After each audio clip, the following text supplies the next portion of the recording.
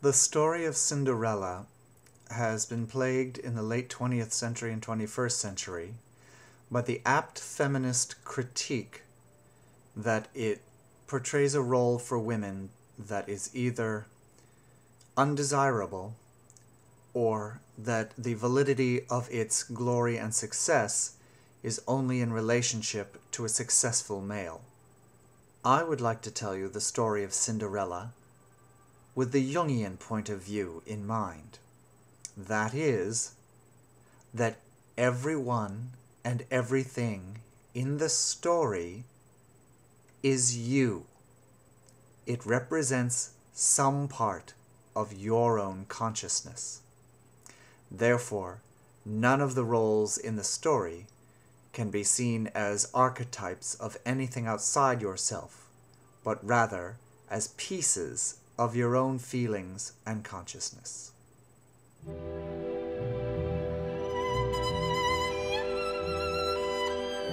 The story of Cinderella. Once upon a time there was a man who had a beautiful daughter who was charming, humble, and sweet. There was no mother in this story. The man's wife had died some years before. However, he did take a second wife in order to provide a mother for his daughter and to keep himself company.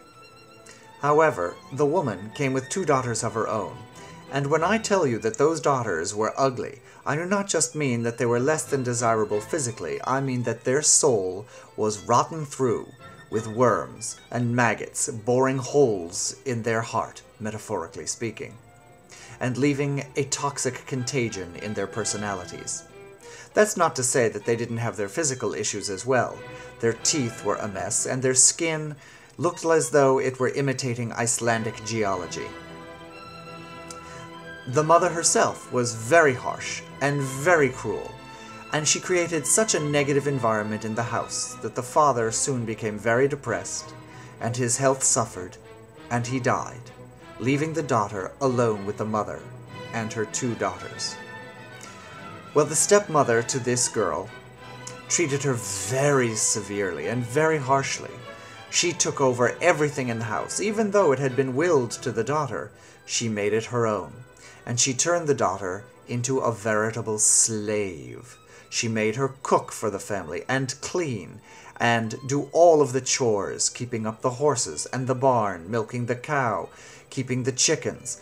Everything was up to this daughter, and at night she didn't get much rest in a nice bed because the stepmother made her sleep on the floor by the fireplace in the kitchen, next to the cinders.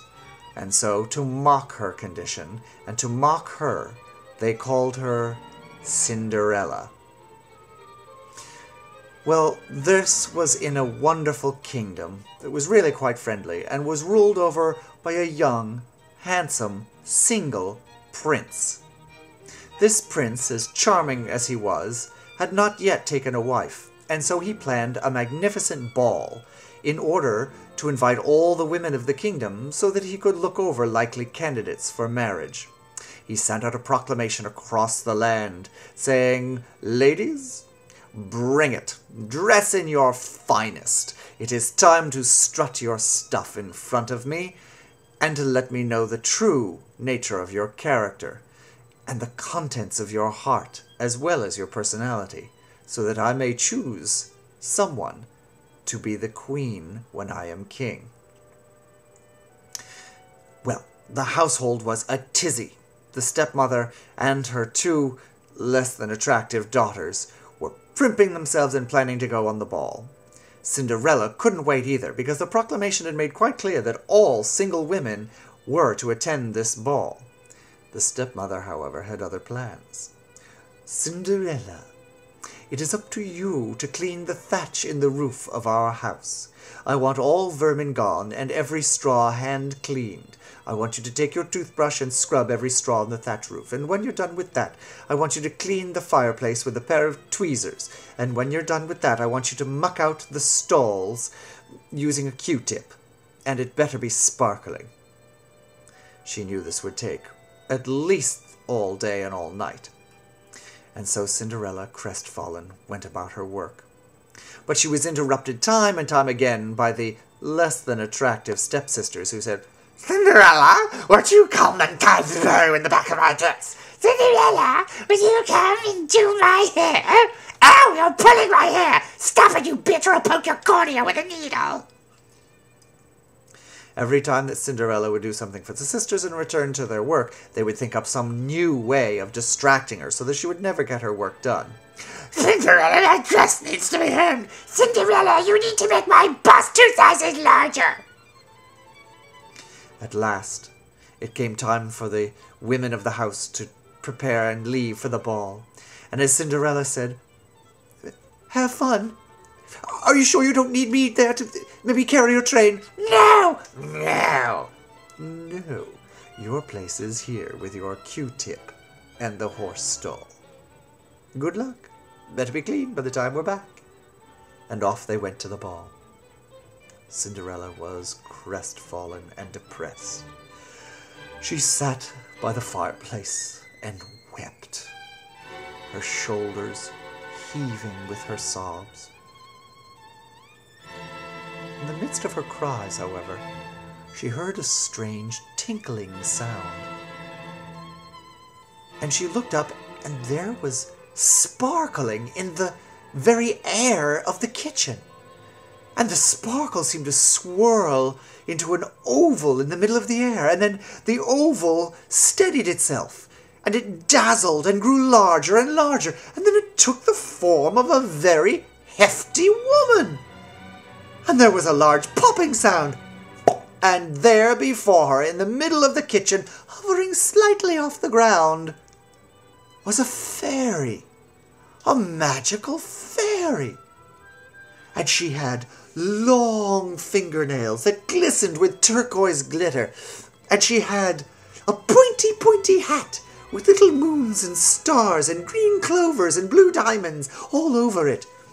And her gown was shimmering and opalescent pinky white, and she had a large bosom with a very large crack in between them, and tucked into the crack were little pink flowers and lilies of the valley, there scenting her and giving off a wafting, sweet scent.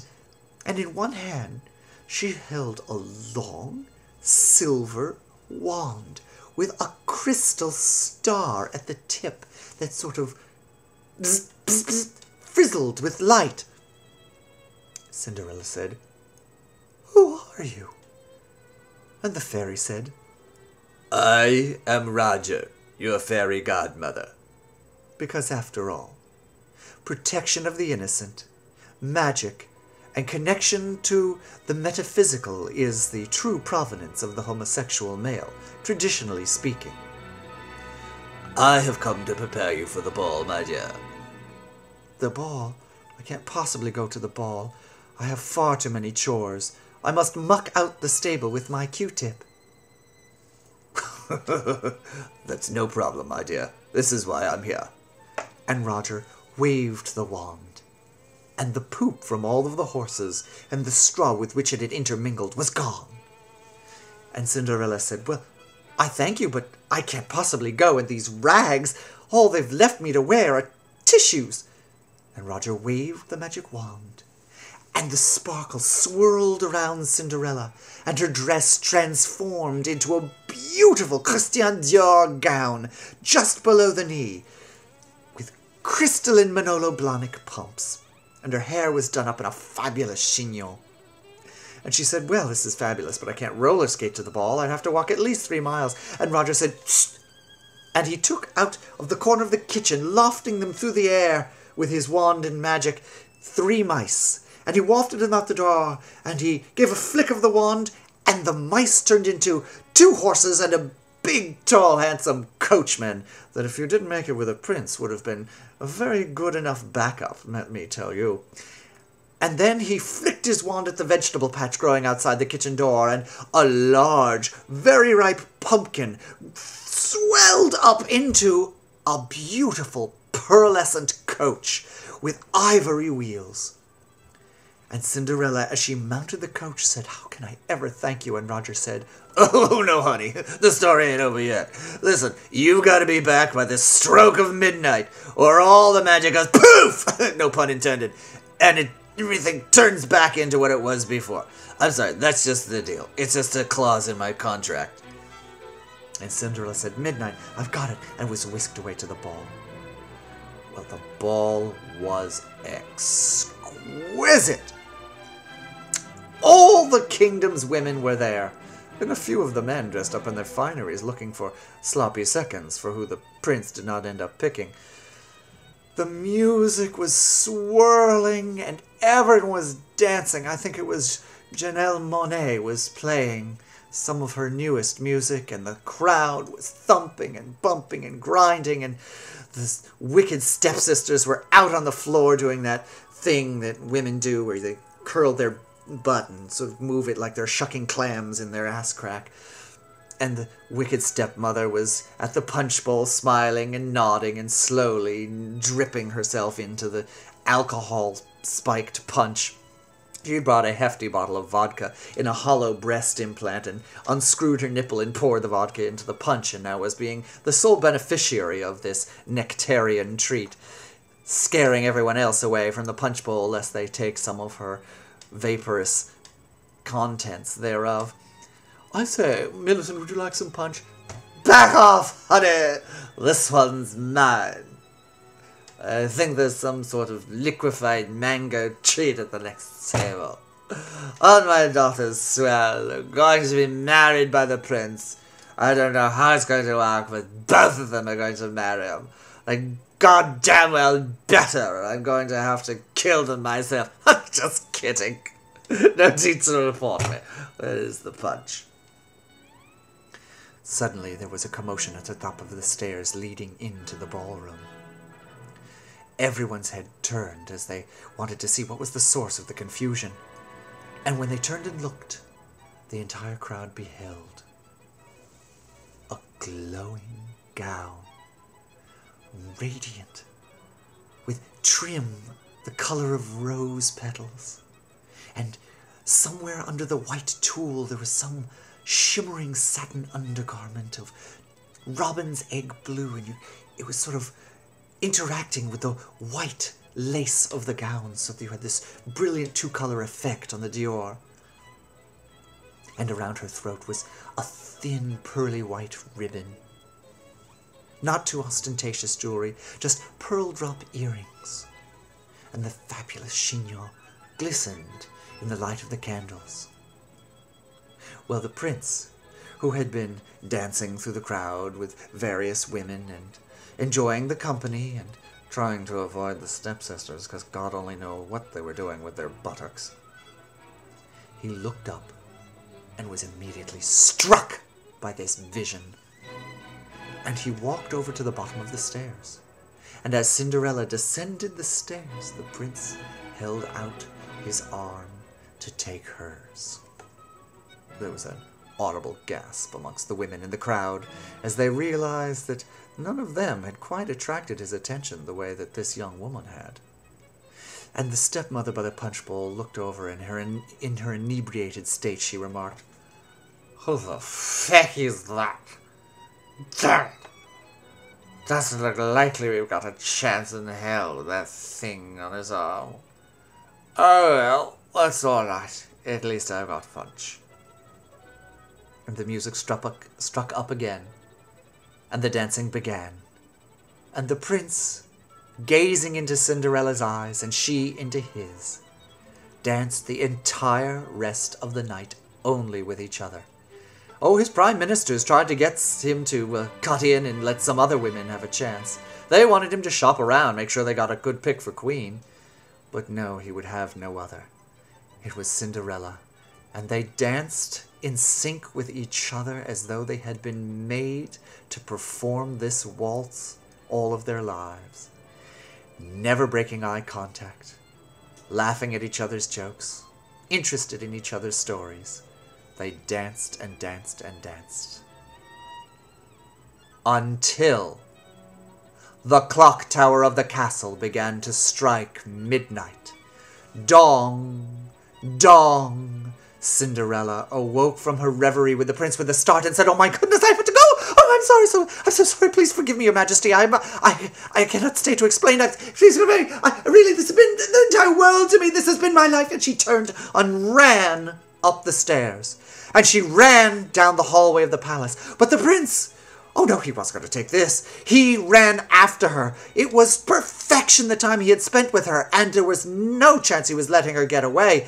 He ran down the hallway after her, and he ran. They burst through the door, Cinderella taking the steps 2 at a time, and as she leapt, one of the glass slippers fell off her foot. But she didn't stop to pick it up. She kept running down to her. She could see her coach waiting for her at the bottom of the stairs. And the prince ran down the stairs after her. But she was already in the coach. And the horses were already taking off because they knew the clock was striking midnight. The 7th strike, the 8th strike, the 9th strike. And they were down the driveway and going out past the hedges that defined the border of the castle's grounds. And the prince was left on the stairs looking at the dust kicked up by the ivory wheels. And what he didn't see as the clock struck 10, 11, 12, was that the carriage was disappearing over the horizon, not because the horizon was swallowing it up, but because it had now become a pumpkin. And Cinderella walked the last half-mile home in her bare feet and rags. At the castle, the prince turned, completely confused and crestfallen. There on the step he beheld the glass slipper. And because the fairy godmother had not turned any object into the shoes, the glass slipper remained glass and fabulously spiky, one of Manolo Blahnik's rarest and best designs. He picked it up, and he brought it into the palace, and he beckoned over his valet, and he said, I want to make sure that this stays intact. I'm going to use this to find the woman with whom I was dancing all night. And the valet put it on a purple velvet pillow with a little satin ribbon that he tied across the bridge part of it and through the little strappy bit so that it wouldn't fall off the pillow. Well, the next day, the stepmother and the less than attractive stepdaughters were in crappy shape. They were so hung over that all they could do was scream at Cinderella, making each other's hangovers and headaches worse, which made them scream at Cinderella even more. Cinderella, where the hell is my cold compress? Ow, Cinderella, will you stop yelling, you bitch? Cinderella, I want a mimosa, a little hair of the dog, and I want it now. And if you don't put real dog hair in it, I will bite your ankles. Cinderella, remembering the delight of the night before, and how impossible her situation was now, felt even worse than she ever had. The comparison to that moment of exquisite joy, where she felt so right, where she felt as though she were in the place that she had been born to be, compared to this drudgery and abuse, it just brought her low. Then there was a knock at the door. Cinderella, answer the goddamn door! And as she pulled the door open, there was, in beautiful gold brocade, the valet of the prince. And out from behind him stepped the prince himself in shimmering white taffeta, designed by Hugo Boss. And he stepped into the house. The prince stepped into the house. Well, the ugly stepsisters quickly came out of their stupor, and the stepmother woke herself up, slapping herself copiously. Oh, your Majesty, it is an enormous honour and wonder which we have long anticipated. Woman, please. I am scouring the kingdom, spoke the prince, for the radiant, sweet, and charming woman who was by my side for half of the evening last night. She ran away, and she left behind a memento. And the valet stepped forward with the purple velvet cushion upon which sat the crystal Manolo Blahnik. Cinderella's heart skipped a beat. All the women looked at the shoe, and the prince said, "This she left, and the woman who fits it is the woman I will marry." The stepmother looked at her girls and said, "Clearly it's not them. Though much too young for a shoe of that make, that will be mine. I remember purchasing it on a trip to Monaco. A Venetian glassblower himself made it. I think his name was Rodolfo. Let me just slip it on, shall I?" And she sat down in an overstuffed chair, and the valet knelt before her and held the shoe up to her bunion-infested, barely pedicured, pungent foot. And she slipped the toes into the glass, and her heel was somewhere several miles rear of the back of the shoe, overhanging like the roof of a football stadium, just hanging miles out over. The valet, gasping for breath, pulled the shoe away and said, "Clearly it is not fitting, madam." And the stepmother said, "The error cannot be mine. It must have shrunk. You washed it." The valet responded, "It's glass, ma'am. Glass doesn't shrink, and you wash it with Windex." The stepmother said, "Well then, it must have belonged to one of my daughters. I clearly recall purchasing a pair for each of them. Rodolfo is quite clear. It was a matching set, all three. Girls, come and try the shoe." And her daughters came and took their mother's place on the overstuffed chair. And when one of them slipped her foot in, it was so wretchedly twisted from being bound by her mother in order to fit into all sorts of fancy shoes that it took up only about half the space of the shoe. The valet said, "We didn't find any tissue with the shoe, so clearly it wasn't stuffed. You do not fit the shoe. It does not belong to you." "But I swear it was mine. It was just like Mummy said. It was from Giacomo of Florence."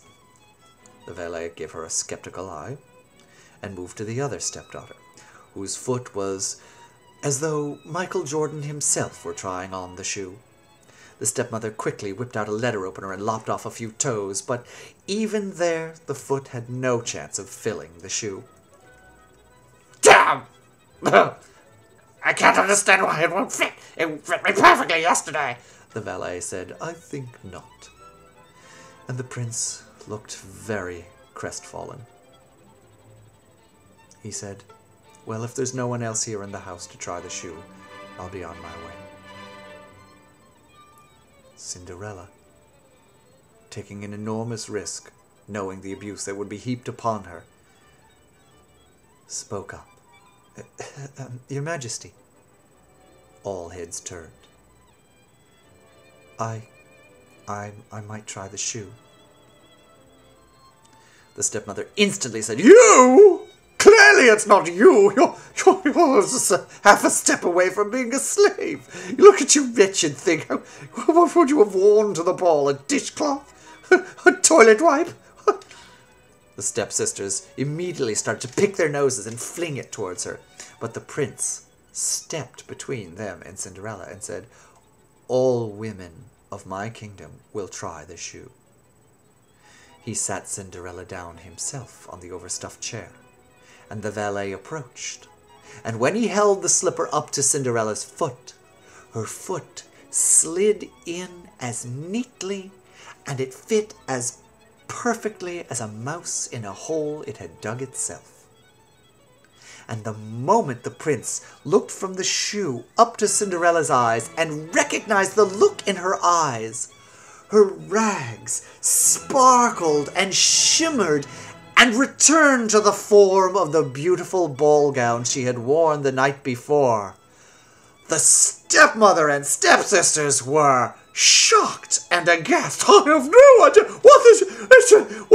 Well, our plan to disguise her from you clearly did not work. We were merely waiting for the most opportune moment to reveal to you that we actually knew the best friends. You know, we're family." And the prince didn't hear them at all. He looked into Cinderella's eyes and he laughed and laughed with joy and love and affection. And he said, "I am more happy than I can say, that now I will have the chance to continue my dance with you." And Cinderella replied, "I cannot imagine anything I would rather do." And they stood and left the house, and they got into the prince's carriage, and they went to the castle, and some weeks later they were married. But the stepmother and the stepsisters were not invited. Instead, the prince ordered a cask of whiskey to be rolled into their hovel, and they were pickled in the vat, and then placed in a museum, where Cinderella used to go and throw olives at them. And the prince and Cinderella lived laughing, loving, and dancing happily ever after.